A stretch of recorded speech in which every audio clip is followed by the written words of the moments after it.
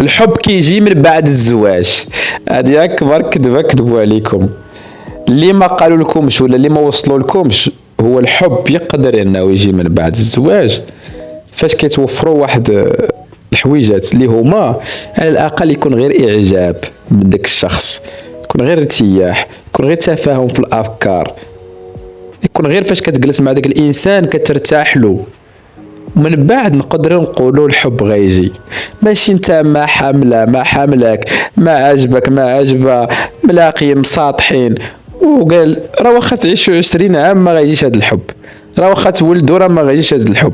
ماشي معنيتها الا ولدتوا راه صافي غتبغيك ولا غتبغيها، راه مساطحين. على الاقل على الاقل عباد الله حاولوا غير تختاروا الناس اللي ترتاحوا معاهم، غير تجلس معاه ترتاح، تحس براسك انك كتهضر وانت مرتاح مع الانسان في فتره الخطوبه.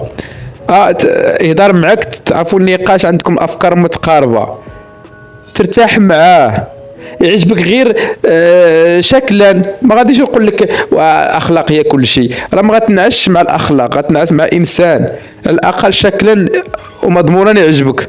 يعجبك، انا ما قلتلكش انا يكون كيحمق بالزين، يعجبك ولا تعجبك، اسمحوا لي تعجبك. ما تقوليش انا راه كل واحد ولا الاختلاف في الاذواق كتختلف. ما غنقولكش انا خص تكون عندها هكا وداير هكا ولا هو يكون داير هكا ويكون داير، لا داكشي شوف انت الاعجاب ديالك فين كاين، غير تعجبك تلقى فيها غير ديك الحويجات اللي عاجبينك وكتمناهم، ماشي ديباني. ما ديبانيوش اخوتي الله يرحمكم الوالدين وفي الاخر نوقعوا في الخيانه.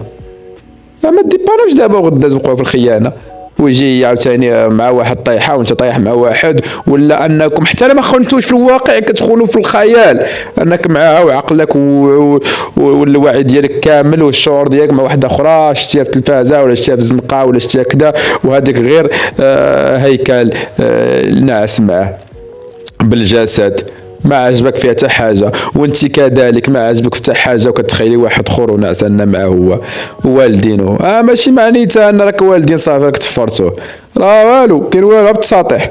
وهاد الهضره كنقولها عارف اش كنقول، هاد التساطيح شي 70% ديال المغاربه بعدا كنهضر للمغاربه التساطيح، والدين بالتساطيح مزوجين بالتساطيح وعايشين بالتساطيح.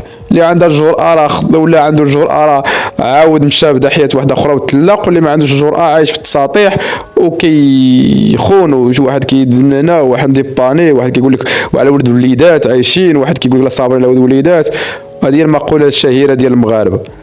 أنا ماشي كنقول لكم أنكم تطلقوا ولا ما بقاوش عايشين مع بعضياتكم، كنقول لكم الناس اللي تزوجوا يتقبلوا بعضياتهم، اللي مزوجين ديجا ما عنده ما يدير يتقبل ديك الانسان وديك الانسان كما هو، يتقبلوا شكلا ومضمونا، والانسان يحاولوا انكم تبدلوا شي حويجات اللي فيكم خايبين، جلسوا هضروا فيهم وناقشوهم وبدلوهم الا قدرتوا تبدلوهم، وتقبلوا بعضياتكم باش ما يبقاش واحد الخيانه حتى في الذاكره. والناس اللي باقي ما مزوجيش ما تصيدوش بالكلمه ديال الحب كيجي من بعد، لا ما كيجيش من بعد، ما كيجي حتى حاجه من بعد والو، تقول ما كتجي حتى حاجه، كيجيو عاد الدراري من بعد صافي بوحدهم.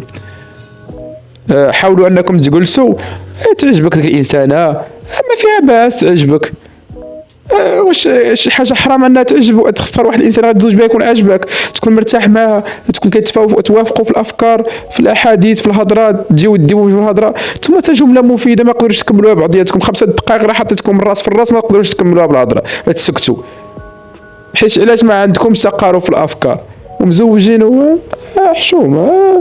هادشي راه كيدور في الخاطر والله.